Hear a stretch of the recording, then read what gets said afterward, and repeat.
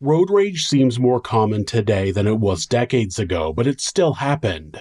In 1970, a man named Ivory Jack Tidwell was driving south on I-5 towards Santa Clarita, California with his wife Pamela Tidwell. He had to suddenly slam on the brakes of his Volkswagen Beetle when a red Pontiac made a U-turn in the middle of the interstate right in front of him.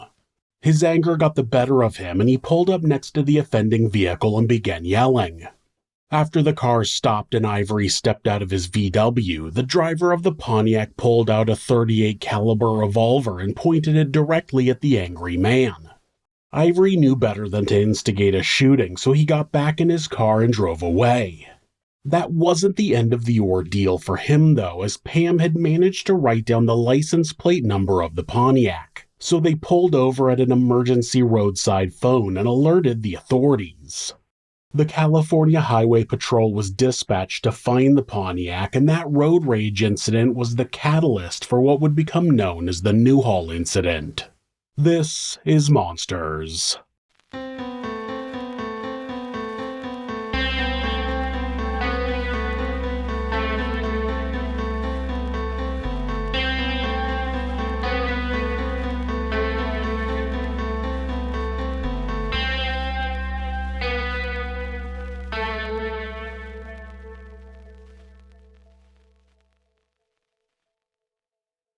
Jack Wright Twining was born on September 11, 1935 in North Carolina and put up for adoption. He was in an orphanage until he was about 6 years old before going to his first foster home. He would later say that the woman who fostered him had 2 or 3 other boys and seemed to hate children. She just tolerated them in order to get paid by the government. Like many orphan children, his life was plagued with questions about his own existence. He struggled to understand his place in the world and was told that he wasn't meeting expectations, but never really understood what that meant. He began getting into trouble with the law when he was only 12 years old. He was arrested for the first time at 15. He had already run away from home by then and was stealing cars and committing robbery. Jack was sent to a juvenile facility in Memphis, Tennessee, but 2 weeks after arriving, he smashed his face into a wall to make his nose bleed, and when the guard came to help him, he overpowered him and fled the facility. He floated around from state to state, stealing to get by and living the life of a drifter. He was stopped by the police in Chicago when he was 17 and arrested for carrying a loaded gun. When he turned 18, he was placed in the custody of the FBI and sent to a prison work camp in Florida. In July of 1955, Jack and 3 other inmates broke out of the prison, but Jack was quickly caught. In November of 1956, he broke out of a different Florida prison and managed to make it to Buffalo, New York, where he stole new clothing, cash, and 2 .25 caliber automatic pistols. He purchased a Greyhound bus ticket to New Orleans and set off on November 22nd. Jack was not going to New Orleans for Creole food or live music. He had gotten a hand-drawn map of a bank from another inmate before he escaped from prison. When he got into the city, he checked into a hotel under the alias R.W. Sinclair. Then he walked around the streets until he found an unlocked car and hopped inside. In the past, it wasn't uncommon for people to just leave the car keys in the vehicle, and Jack took full advantage of the more trusting generation. He drove about 40 minutes west to a town called Reserve and stopped at the Bank of St. John, walking in just 5 minutes before they were scheduled to close. He approached the teller with a cardboard box and told the man that he wanted to open a savings account, but the man said they didn't handle savings accounts and could only offer him a checking account. Jack suddenly jumped over the counter and pulled out a pistol. He told everyone in the bank, which was 3 tellers, a manager, and 1 customer, to get on the floor. When another customer walked in, he told them to get down with the others. He moved all of the hostages into the vault that had been open ajar when he had entered. Now, Jack wasn't going for the vault, he just wanted the money in the teller's drawers, so once the hostages were inside the vault, he closed the door and locked them in. He did see that there was a shotgun inside the vault, but it would obviously be no danger to him from inside the fortified vault. What he did miss, though, was a phone that was hidden inside the vault for this very type of situation. Once the door was closed, someone inside the vault used the phone to call the police. Jack quickly went to each drawer and put the cash into the box he brought in with him. Then he went out the front door and jumped into the stolen vehicle. His quick getaway was stalled when the car wouldn't start. It seemed to have a dead battery, and it's not known exactly how he overcame the problem. Probably by compression starting it, which is when you get a manual transmission car rolling and then jump in and pop the clutch, which forces the engine to turn over. But that's still speculation. It's also possible it could have been a problem with the starter, because I read that he had rocked the car to get it started, and that might have fixed things if the teeth on the starter weren't aligned properly. I'm not a mechanic, especially when it comes to cars from the 1950s. Ultimately, it seems he managed to get the car started and took off towards the highway. The problem was that the police had been alerted early and were already hot on his tail. Jack got about 6 miles or almost 10 kilometers before he was pulled over and arrested. He offered no resistance. He confessed immediately to the officers who arrested him, and they found $11,987 in the box in the car. That would be close to $150,000 today. When Jack was interviewed by the FBI, he told them that it was, quote, a poorly planned and executed robbery. I'm thoroughly disgusted with myself, my actions, especially surrendering without a fight. Even though I had the 2 loaded automatics with me when I was stopped, I knew the police carried much larger weapons than my .25 calibers. I didn't think it'd be too smart to try to shoot it out. He pleaded guilty to 1 count of entering a bank with the intent to commit robbery and 1 count of committing robbery by force and violence and placing in fear. He was sentenced to 10 years in prison for the first count and 20 years for the second count. They were to run consecutively. The 10-year sentence was eventually dropped, but he was still looking at 20 years, and after serving in prisons in New Orleans and Atlanta, Jack was transferred to the most notorious prison in the United States, Alcatraz. Once on the prison island off the coast of San Francisco in California, Jack became the subject of desire by a fellow inmate named Walter David Mollett, who went by Mo. Mo had become more and more aggressive in his advancements of Jack, and after the new inmate had said no 1 too many times, Mo became threatening. On February 12, 1959, Mo told Jack that if he turned him down again, it would cost him his life. Mo ended up getting Jack cornered, and when he tried to grab Jack's crotch, Jack elbowed him in the head. Then he wrestled the attacker to the ground and choked him while pounding his head into the floor until he stopped moving. Guards arrived and asked if he had a weapon, which he didn't. They checked on Mo, but he was dead. Jack chose to remain silent until he went to court, and in March of the same year he was found not guilty. He was determined that he had acted in self-defense and was returned to his cell in Alcatraz. Jack remained on the Rock, as it was known, until 1963.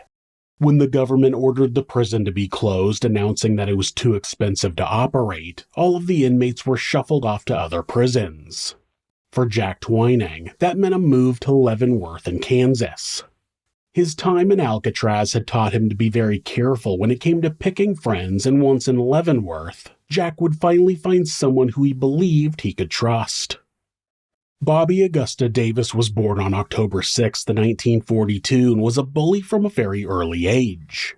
He beat another boy with a rock when he was only 7 years old. The boy didn't die, but it was a brutal display of violence for such a young child. Like Jack had felt about being a foster child, Bobby felt left out of his family since it was his sisters who got all of the attention. Most people remember him for being such a good shot when they went out hunting. He was only 16 years old when he enlisted in the Marines, but it was not because of a feeling of obligation to serve his country. He had been in a fight in a parking lot where he pulled a knife on another person and was charged with assault with a deadly weapon. The judge gave him the option of either a juvenile reform facility or to join the service. That's how many people in the past came to join the United States military, though nowadays they do look for people without criminal backgrounds to train how to kill people. Anyway, in the Marines, Bobby earned high marks for his shooting ability. After training, he was stationed in Okinawa, and one night while he was on guard duty, he saw two men climbing a fence and he ordered them to stop. The men didn't stop, so Bobby fired a .25 caliber pistol at them, killing one with a shot to the back of the neck. The two men ended up being fellow Marines, but Bobby was not charged with a crime since he had only fired when the two men in the dark failed to comply with his orders to stop. The authorities did note that Bobby seemed to lack any remorse for the death of a Marine. Bobby only served in the Marine Corps for about a year, and after the shooting, the other Marines were not his biggest fans.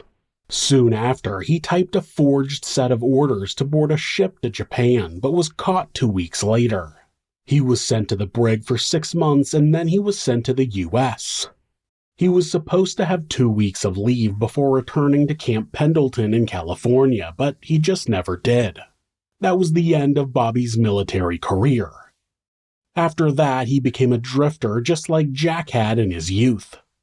After years of living as a vagrant, Bobby had made a friend named Jim Ward, and they were living the life of criminals in Oklahoma City.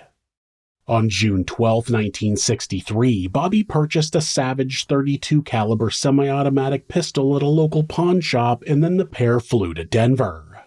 Now, I know what you're going to ask. How did they take a gun on a plane?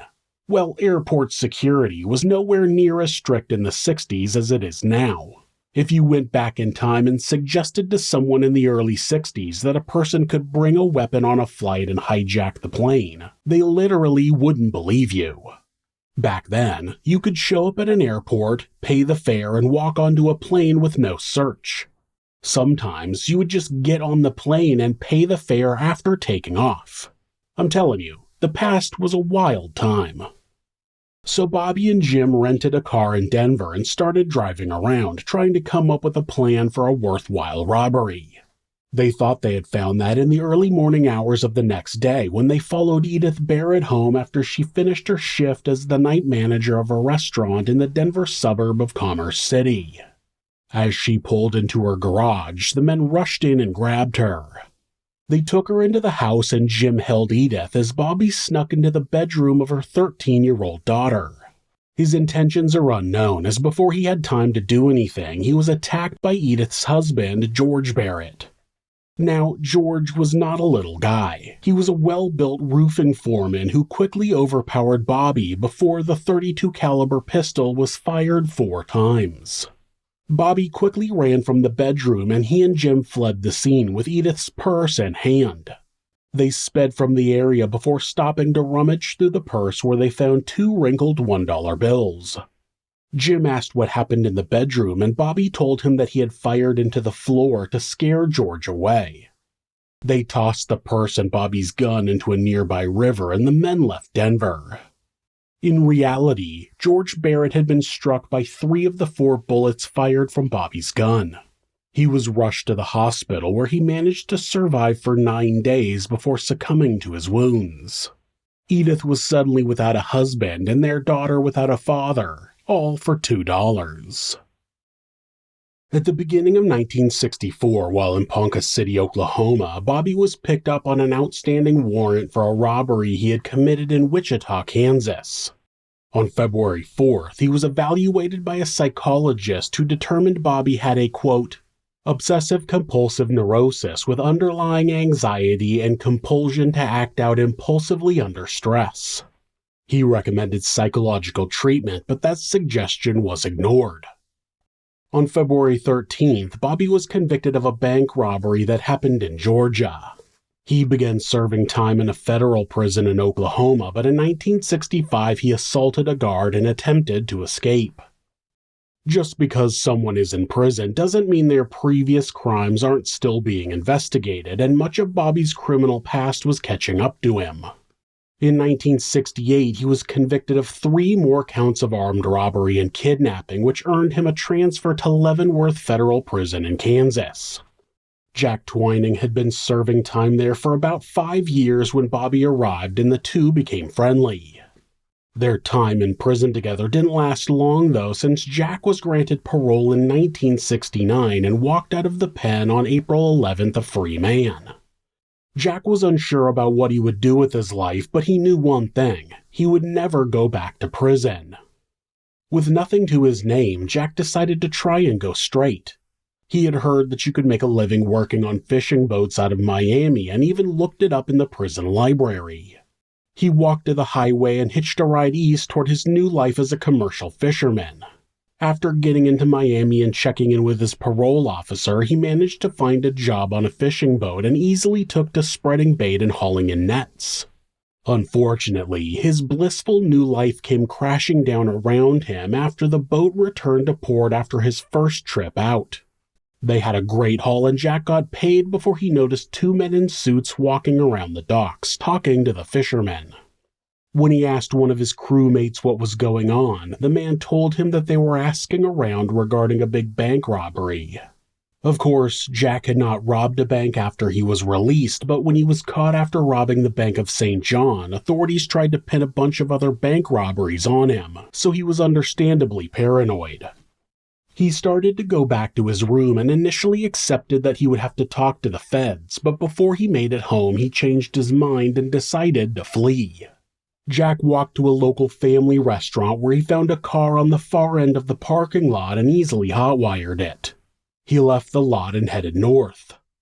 When he was far from Miami, he pulled into a small gas station and the young attendant began filling up the tank. Jack went inside where he saw the safe sitting open behind the counter, and while nobody was watching, he grabbed the money inside, which was about $100. He continued north in the stolen car to Winston-Salem, North Carolina. As soon as he made it into the city, he got a cheap hotel room and crashed after driving straight through the night. The next day, he robbed a nearby building supply store and walked away with about $1,000. Then he robbed a dry cleaners and a KFC, which was still using its full name back then, Kentucky Fried Chicken. He got another good night's sleep, and the next morning he took a cab to the train station where he bought a ticket for Seattle, Washington. Jack thought he might be able to give going straight another try in the Pacific Northwest. When he stepped off the train, he was immediately hit by the crisp northern air. It was August and already much colder than he had expected. Then he learned that getting a job on a boat in Seattle was nothing like it was in Miami. The fishing boats in Seattle were all unionized, and captains could only hire fishermen who were members of the union. But the only way to join the union was to get a union job. It was a catch-22 that you could only get around if you knew someone who could get you in the system. Jack put his tail between his legs and spent the last of his money on a train ticket to St. Louis, where an old prison buddy lived. Billy Ray Smallin met Jack at a bar in St. Louis and gave him the details for an easy bank robbery in Decatur, Illinois. The bank was not federally insured, so the FBI wouldn't be involved in the event of a robbery. Billy got Jack a Colt 45 and told him to hit the place just before 4 p.m. That's when they'd have the most cash. Jack stole a car and made the 2-hour drive to the bank. It was a small building with only 2 employees and no guard. Jack walked in and pointed the gun at the teller. She emptied all of the cash she had into a bag, but it was much less than Billy had promised it would be. He demanded more money, but the teller said that was all the cash they had. The manager saw what was happening and came out of his office. Jack told him he wanted all of their cash, and the manager explained that it was Friday, so everyone had come in to cash their paychecks. They had a huge stack of checks and very little cash. Unhappy with the outcome of the robbery, Jack shot the manager twice in the chest. Then he grabbed the cash, jumped in the car, and raced back to St. Louis. As soon as he had returned, he went to Billy's house and pointed the gun at him, demanding to know what had happened. After explaining that he only got about $1,000 in cash, Billy made it up to him by providing him with a vehicle, stolen of course, but it had new plates and a forged bill of sale, and some more guns. 2 different Colt 45s and a Browning 9mm. Jack drove back to Winston-Salem and rented a small room. That was the city he was born in, and he thought that maybe he could find his birth mother and maybe the reunion could help him settle down. He remembered a woman at his last foster home had told him she knew his mother. He was able to look her up, and he showed up at her house asking if she would give him his birth mother's information. The woman told him she would have to go to the county records office and to come back the next day. Well, Jack called her the next day and she claimed that she had information on both his mother and his father, telling him to come to her house. Jack just wanted her to give him the information over the phone, but she was adamant that she needed to give him the info in person. Jack could hear someone whispering in the background and realized that the woman had contacted the authorities, so he hung up the phone. Without returning to his rented room, Jack sold the stolen car that Jimmy had given him and stole a different car to drive out of town in. His last prison contact was Bobby Davis. By then, Jack believed that he was not meant to go straight, and he thought that Bobby might be his last hope to start bringing in some money. Bobby Davis was released on parole about 6 months after Jack was. He requested to be sent to Bloomington so he could go to Indiana University and become a nurse, but the Department of Corrections rejected the request because he didn't know anyone there. The state of Oklahoma made a deal to not pursue any other charges against him if he stayed out of the state for 3 years, so being near his parents was off limits. Since he had an aunt and uncle in Texas, he was sent to Houston, where he met with his parole officer and played nice, but he was soon in contact with Jack and they were already planning more robberies. They started committing robberies and had gotten away from a grocery store with $7,200. That would be close to $60,000 today. They used the money in a stolen ID to buy a used red 1964 Pontiac. The pair drove west to California, where they rented an apartment in Sacramento. They went to a library and looked up as much information as they could about banks in the city. They made a list of banks, including the managers' names and addresses, along with information about their spouses. They also had disguises and restraints that they were planning to use to kidnap a bank manager and ransom them for a big score. They picked a Wells Fargo bank in downtown Sacramento as their target and went to work planning their crime. They cased the bank and learned everything they could about the manager and his family. They learned that the manager had 3 kids and his wife stayed home with the youngest while the other 2 went to school. They planned to have Bobby go to the house while Jack went into the bank and asked to see the manager. Once in the manager's office, he would tell them that his wife and child were being held hostage and would demand money. They went to a mall so Jack could buy a suit to look the part of a man who needed to speak with a bank manager, and while there, they noticed an armored truck picking up money from the stores at the mall. They ended up following it and watched it pick up money at a number of different stores before heading to a Bank of America branch. They talked about the possibility of robbing an armored truck, but Jack said he noticed too many cops around and didn't think it would work. They picked up a suit and went back to their plan of robbing the bank by holding the manager's family hostage. That was until Jack hit his nose and forehead after diving into a swimming pool. The injury would make him stand out, but they were still going to go through with the plan. Then, as they were practicing firing shotguns, one of them kicked back and split Jack's lip. Despite being so close to setting their plan in motion, they pulled back and left Sacramento. As they loaded their car and headed south, the Wells Fargo manager had no idea how close he had come to being the victim of a robbery involving his wife and child.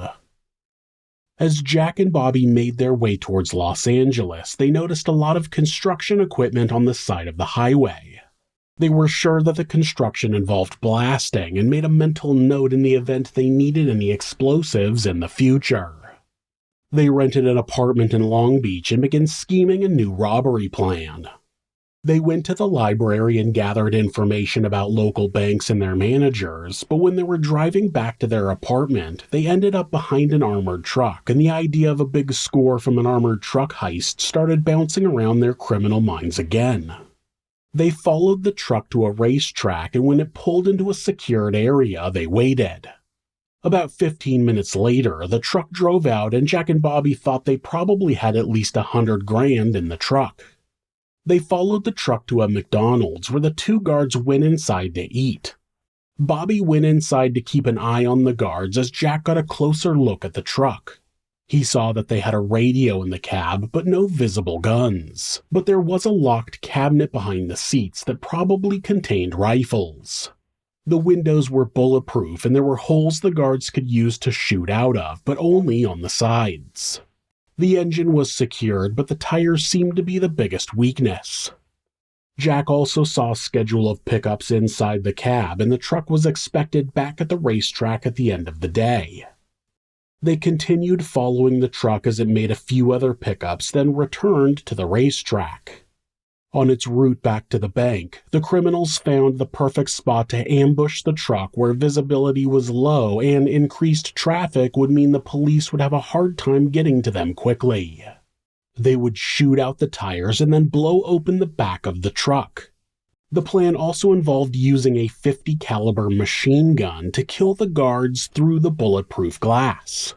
Their lofty plan involved stealing the weapon from Camp Pendleton, the Marine base near San Diego, then stealing a dump truck to mount the machine gun in.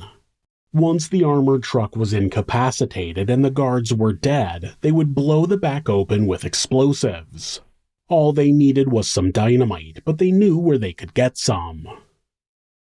On April 5, 1970, Bobby drove the Pontiac up the highway and let Jack out of the car near the construction sites they had spotted when they came down from Sacramento. They didn't want to leave the car on the side of the road since they thought it would get towed. Obviously, they didn't want to lose their means of transportation, but on top of that, the backseat of the car was full of guns. They had a Smith & Wesson Model 39 9mm semi-automatic pistol, a 6-inch Colt Python 357 Magnum revolver, 2 snub-nosed Colt Detective Special .38 caliber revolvers, an M1903 Springfield 30-06 bolt-action rifle, a Remington Model 572 22 caliber pump-action rifle, a .44 Magnum Ruger semi-automatic carbine, and a sawed-off shotgun. Bobby drove the car while Jack was checking out the construction site and they tried to keep in contact with walkie-talkies, but it didn't seem to work. On April 5th, Ivory Jack Tidwell and his wife Pamela had attended a family reunion in Lake Isabella, about an hour northeast of Bakersfield. It was a long day and they needed to get back to Port Hueneme by morning as Ivory had to work. He was in the Navy and the base was located on the California coast between Malibu and Santa Barbara. While traveling south on I-5 just south of Gorman, Bobby made a U-turn on the interstate right in front of the Tidwells. Ivory hit the brakes to avoid a collision, but he clearly wanted to let the guy know he was pissed off. As they approached the Pontiac, Pam wrote down the vehicle's license plate number, OSY 805. Ivory pulled up next to Bobby's vehicle and had Pam roll down her window. By the time it was down, Bobby had pulled to the shoulder and stopped. Ivory stepped out of the VW and Bobby pointed the snub-nosed revolver at him. He told them to get out of there and they did, but they soon pulled over and called the police, who radioed the California Highway Patrol to be on the lookout for a red Pontiac license plate OSY 805. Jack had poked around the construction site, but everything was locked up tight. When he was picked up by Bobby, they started heading back to their apartment, but suddenly there was a police cruiser behind them. The cruiser didn't have its lights on, so Bobby took the next exit, hoping the officers would just continue on the freeway. Unfortunately, they didn't. As they got off the interstate and made it down the road, the patrol car's lights kicked on and Bobby continued into a driveway that led to a gas station and stopped the car. Officers Roger Gore and Walter Frago had heard the bolo on the radio, and when they spotted the vehicle, they radioed in for backup. They were planning to meet 2 other officers further up the interstate and then pull the car over, but Bobby took the next exit, which put a wrench in those plans. After turning on their lights, the vehicle pulled into a gas station and stopped. Officer Gore exited the cruiser while Officer Frago released the shotgun and stayed by the patrol car. Gore approached the Pontiac cautiously but could see both men's hands, so he thought things were going to be okay.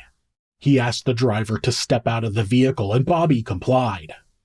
As Frago covered the situation with the shotgun, he noticed the passenger begin to move. He ordered Jack to stop, but within seconds, Jack was out of his seat and fired 2 shots at Officer Frago from a .357 Magnum.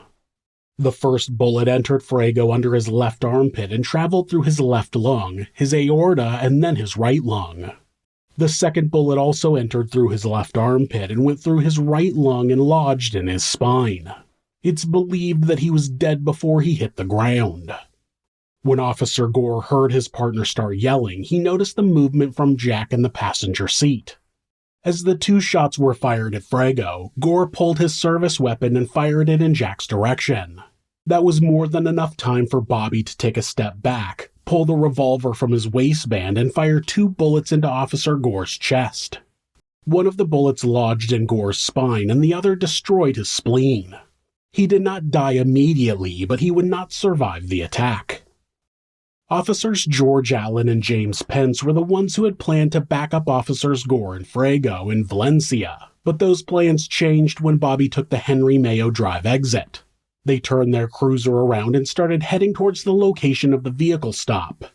As they pulled up to the gas station, they radioed in that they had arrived on scene, but they still didn't know that their fellow officers were down. Bobby swapped out his revolver for the sawed-off shotgun, and Jack grabbed a .45 auto. Knowing they didn't have time for a clean getaway, they took defensive positions and waited for the second pair of officers to arrive. As Officer Pence pulled the car up near the other cruiser, both officers saw Gore and Frago on the ground. As Officer Allen exited the vehicle, he ducked just as a bullet from Jack shattered the window. Officer Pence grabbed the radio and called in shots fired before tossing the mic on the seat and taking cover behind the cruiser's door. Allen managed to fire the shotgun at the back of the Pontiac, shattering the rear window. Some of the pellets from the shotgun had hit Jack in the head, and he was bleeding, but not down for the count. He stayed at the front of the Pontiac and laid down cover fire as Bobby snuck closer to Officer Allen. While Allen was focused on Jack, Bobby popped up and shot the officer in the face with the sawed-off shotgun. All of the pellets hit Officer Allen in the face and upper torso. Allen was seriously wounded, but he wasn't down. He tried to return fire from his shotgun, but he was out of ammo and the weapon just went click. He staggered back behind his patrol car and used his service weapon to continue firing towards Jack and Bobby, but it wasn't long before he started losing his strength. He eventually dropped his gun and fell to the ground. He would also not survive his wounds.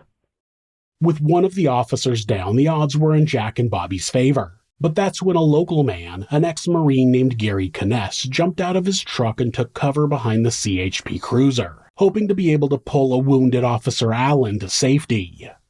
When he arrived, he did everything he could to pull the officer under better cover. Then he picked up the police shotgun and tried to fire at Bobby, not knowing the weapon was empty. After the click, he tossed the shotgun and grabbed Allen's service revolver. He took aim and ended up hitting the Pontiac, which caused a bullet fragment to hit Bobby in the chest, driving him back. When Officer Pence's revolver was empty, he tried to reload as quickly as possible, but Jack had been counting the rounds. As soon as the 6th round was fired, he crept up to the patrol car and fired 4 shots into the officer's body. One bullet entered his abdomen, went through his intestines, and lodged in his hip. Another entered his left hip and crossed his body, damaging more of his intestines. 2 bullets hit him in the leg, striking his right calf and left thigh. Officer Pence was not immediately killed, and he was even able to continue trying to load the final bullet into his revolver. It was no use, though, as Jack was able to walk right up to him, place the barrel of his .45 to the back of the officer's head, and pull the trigger. Officer Pence was dead. Gary Kness used the opportunity to retreat to a ditch by the road. Another patrol car arrived at the scene just as Gary had made it to the ditch. The vehicle screeched to a halt and an officer confronted the Good Samaritan, but Gary quickly explained that there were 4 officers down and 2 men with the red Pontiac. At that moment, one of the assailants began firing in their direction, so both Gary and the officer dove into the ditch. Officers Ed Holmes and Richard Robinson were the 3rd set of officers on the scene, and after Bobby fired a few shots at them, he and Jack jumped into the Pontiac and fled the scene. Holmes and Robinson let the criminals drive away as their priority was to get to their fellow officers. They surveyed the scene and checked for signs of life. The only officer still alive at that point was George Allen. As Holmes tried to apply first aid to the fallen officer, Robinson got the attention of the other officers who were rapidly arriving on the scene. They cut across the gas station parking lot where the red Pontiac was sitting at the end of a dead-end road, engine still running. They approached cautiously, but the vehicle was empty. The scene was soon flooded with police and medical personnel. Not only was the California Highway Patrol on scene, but the Los Angeles Sheriff's Department had arrived to help track down the two cop killers who had gotten away. Bobby and Jack had abandoned the Pontiac and fled in different directions. Bobby ran out of the area until he was clear of the police lights and began walking to conserve energy. He made it about 12 miles from the gas station before he stumbled upon a camper parked on a fire road. Bobby hit the butt of his pistol against the window and the glass shattered. Dan Schwartz was awoken from sleep and he called out asking who was there. Bobby told him to come out, that he wanted his truck. Dan refused and Bobby fired a shot into the camper. The shot missed Dan, so the man returned fire with his own .38 caliber revolver. Then Bobby told him he would light the camper on fire with him in it if he didn't come out. Dan took a chance and burst out of the camper door, firing 2 more shots at Bobby. One managed to hit him in the chest, but the cop killer managed to wrestle with Dan, pistol whipping him multiple times. Dan made the decision to fake unconsciousness, something that might have saved his life. Bobby hopped into the driver's seat of the camper and took off towards the highway. When he was gone, Dan got up and walked to a nearby power station and called the police. Los Angeles Sheriff's deputies Donald Yates and Fred Thatcher heard the call on the radio about the stolen camper and saw it slowly rolling down the road. The deputies pulled their car over and got out with Thatcher pointing a shotgun at the camper. He yelled for Bobby to stop and get out. Bobby, wounded by a bullet to the chest, was all out of fight, so he stopped the camper and got out. He laid on the ground and was handcuffed before being taken to Golden State Hospital in Valencia. Jack ran for hours before arriving at an old farmhouse where he used a horse trough to wash his head and get a drink. The noise caused the residents' dogs to start barking, which woke him up. Glenn Hogue got up and opened the front door to his house to see what his dogs were barking at and was met with the barrel of a police-issued shotgun. Jack said he wanted a car, and Glenn told him to take his. As Glenn was getting him the keys, his wife, Betty, caught a glimpse of the man pointing a shotgun at her husband, so she called the police. Sheriff's deputies were looking for the fugitives nearby and quickly arrived at the property. Jack pushed Glenn into the house and closed the door as authorities began arriving. Inside, Jack held Glenn and Betty at gunpoint. He asked if there was anyone else in the house, but there wasn't. The couple's 17-year-old son stayed in a small cottage next to the house and would have still been asleep at that hour. Showing her calm demeanor, Betty offered breakfast to the fugitive as she had been up early getting ready to feed her family. Jack didn't hesitate to start shoveling eggs and bacon into his mouth, and he explained to the Hogues that he had just killed multiple cops and wasn't planning on going back to prison. When there was a knock on the front door, Betty suggested it was their son, but when she opened it, a deputy grabbed her arm and yanked her into the yard. Then the authorities ordered Jack to release Glenn and surrender. Jack knew he wasn't going to get out of the situation alive. He saw a deputy on a nearby rooftop and grabbed Glenn's rifle, firing around in the deputy's direction through a window. It's unclear if Jack was trying to instigate a shootout so he wouldn't have to end things himself, but since there was a hostage still inside the house, the authorities did not fire back. For the next few hours, Jack and the commander on scene spoke on the phone. They talked about Jack's life in prison and why he had shot the officers he had back at the gas station. Authorities also arranged a call between Jack and Bobby, hoping it would help resolve the situation.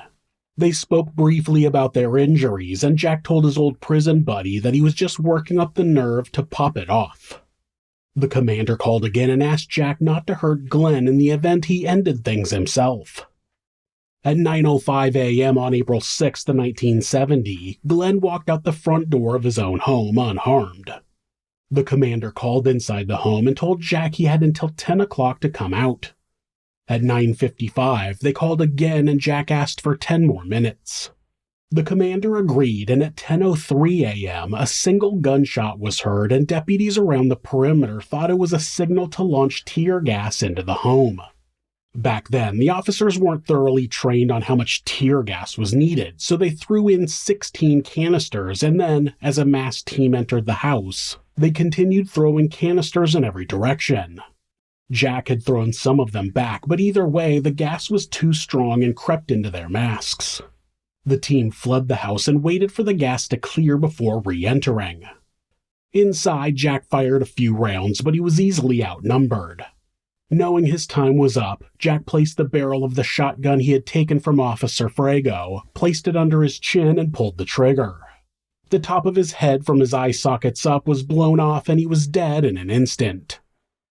Having been released from the hospital, Bobby told the investigators that he had not killed any of the officers. He claimed to have aimed high in order to not hit any of them. While preparing for the trial, the prosecutor learned that Bobby had been involved in a murder in the Denver area, when he had followed Edith Barrett home and murdered her husband, George. The prosecutor in California couldn't charge Bobby with the murder, but he could use it as evidence of prior violent behavior if there was enough evidence to prove he committed the crime. The prosecutor visited Bobby's old buddy, Jim Ward, who was in prison himself by then, and Jim told him all about the crime. Then they recovered the bullets that had been pulled out of George, as well as the fourth bullet which they found in the attic of the Barrett home. They got the record of Bobby's purchase of the Savage .32 caliber gun from the pawn shop the day before the shooting, and that type of gun matched the rifling on the recovered bullets. He was more than enough to prove that Bobby had previously committed another murder he had never been punished for. His trial began on October 7, 1970. Bobby tried to get away with the murders of the CHP officers he had committed, but the evidence was overwhelming. Ivory Jack Tidwell testified about the revolver Bobby had brandished during their traffic incident. It was the same weapon that had been used to kill Officer Gore. Gary Kness also testified about what he had seen during the shootout, as well as many witnesses from the nearby gas station and restaurant. After 4.5 hours of deliberation, the jury found Bobby Davis guilty of 4 counts of first-degree murder. During the sentencing, 21-year-old Judy LaBella made a victim impact statement about the murder of her father. He was shot to death right in front of her in her bedroom when she was only 13 years old. Though Bobby was not on trial for George Barrett's murder, his prior actions were taken into account during his sentencing. Of course, that doesn't lessen the impact of the families of officers George Allen, Walter Frago, Roger Gore, and James Pence. All officers were in their early to mid-20s, were married, and had a combined total of 7 children between them.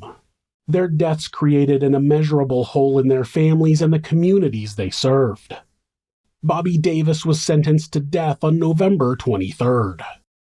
It was only a few years before the U.S. Supreme Court ruled that arbitrary death penalties were unconstitutional, and almost 700 death sentences were commuted to life in prison in 1972.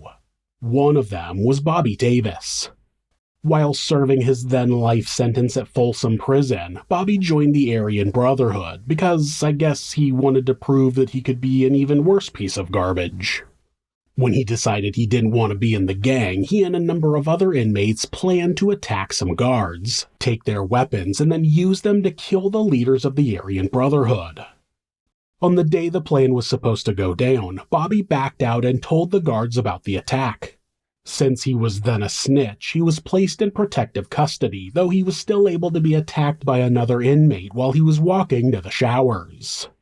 Bobby was injured, requiring surgery, and he ended up suing the Department of Corrections. A U.S. District Court found the prison responsible and awarded Bobby $45,000 in 1990, something many people saw as a slap in the face to his victims and their families. After that, Bobby was moved to the newly built Pelican Bay prison just south of the Oregon border. In 2008, Bobby was transferred to Kern Valley State Prison closer to Los Angeles, and 1 year later, on August 16, 2009, he was found dead in his cell having hanged himself. The incident led the California Highway Patrol to evaluate their training and tactics. They made a number of changes to standard policies, such as giving officers speed loaders for revolvers instead of having them load rounds one at a time, and to require them to wait for backup before approaching a potentially dangerous situation. They also made sure that training with weapons matched the weapons they would be using on duty. It seemed that Bobby Davis and Jack Twining believed that they were destined for a life of crime. They had no regard for human life and were willing to harm or kill anyone who got in the way of what they wanted. They ended their lives as notorious cop killers, but they had turned into monsters long before the Newhall incident had ever taken place.